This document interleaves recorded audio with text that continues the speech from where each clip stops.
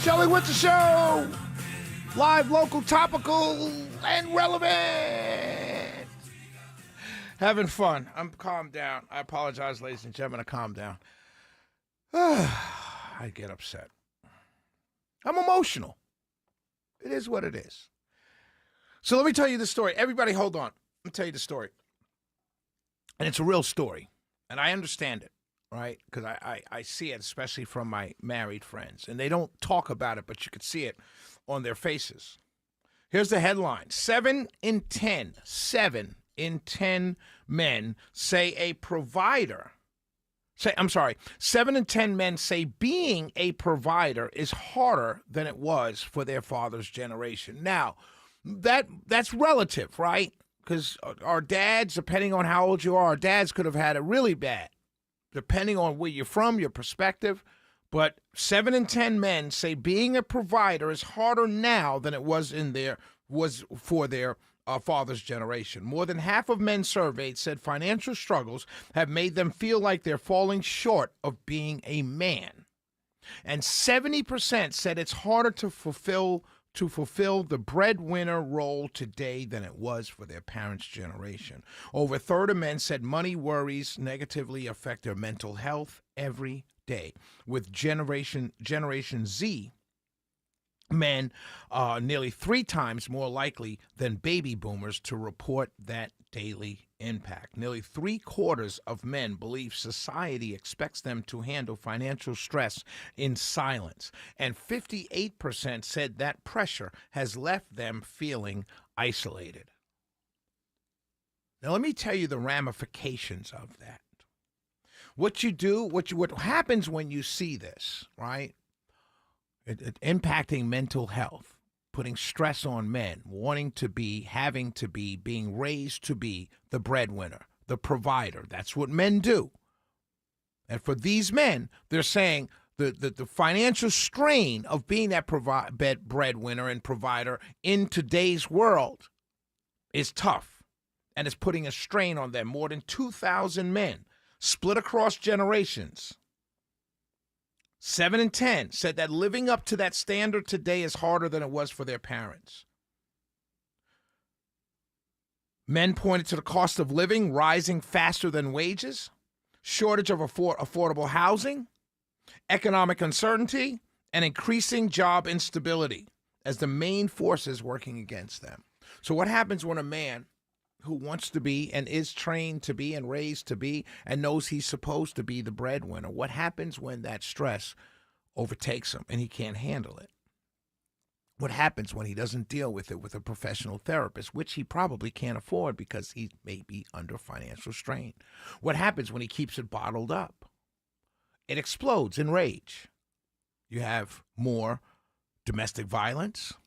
You have more violence against women, which is what we're seeing. They call it femicide. You see it going on right now. What also happens is you have the deterioration of the family, which is already going on, but it continues and it spirals out of control because more women feeling that kind of stress, feeling that the man can't provide, he's under stress that he can't provide, and they split. They go their separate ways. The kids are caught in the middle, and you have breakups of the family. Add to that you have a generation, I'm not blaming women now, I'm just telling you the facts. Add to that you have a generation of women who are looking for men to be providers, which is what they're supposed to do.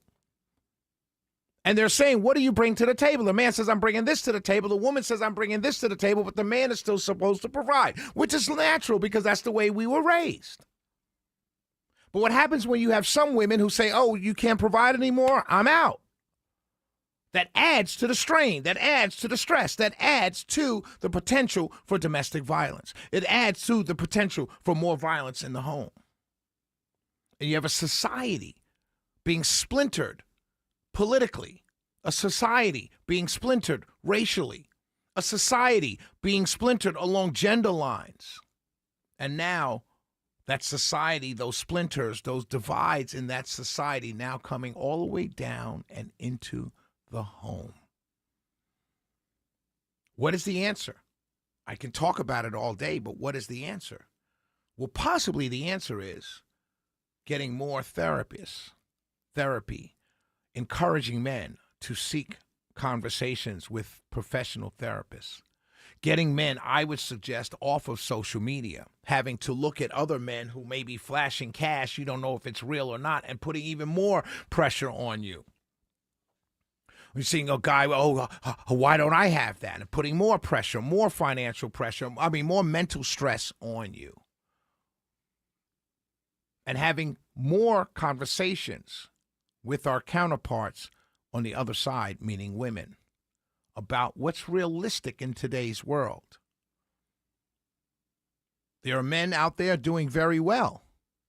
But in a world where men, as you can see, 7 in 10 are say it's stressful to their mental health to be the provider in this type of world, the men that are doing well are not trying to settle down. Why would they? They're in a catbird seat. So as you navigate this world, I think we have to have more conversations between men and women about what's realistic, what's going on, what's more real, what's the realistic way of looking at this world that we live in right now. These arguments that I see on social media about 50-50 and who pays what and who pays what. Well, if there's love involved, we cover what we can. If the man is trying to provide but possibly can't in some ways, and help relieving that stress. The good ones do it. Do they have to do it all the time? No, they shouldn't have to do it all the time. But if your man is stressed being the breadwinner, how can you help? Doesn't mean money. Maybe it means a hot meal on a Friday night. Maybe it means his feet rubbed. Maybe it means a bubble bath. Whatever it means to you, whatever it means to him. But to just wait and let that man suffer in silence. And all he's suffering from is the fact that, hey, I was raised to be the breadwinner. I was raised to provide for my family. And it's getting increasingly harder to do that. And because it's getting increasingly harder to do that, I'm under more and more mental stress.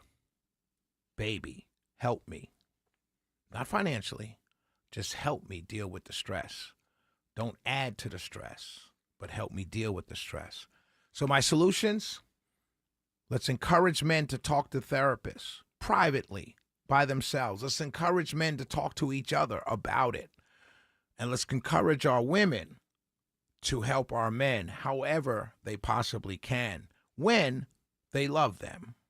I'm not asking perfect strangers to help other perfect strangers. I'm talking about those in relationships.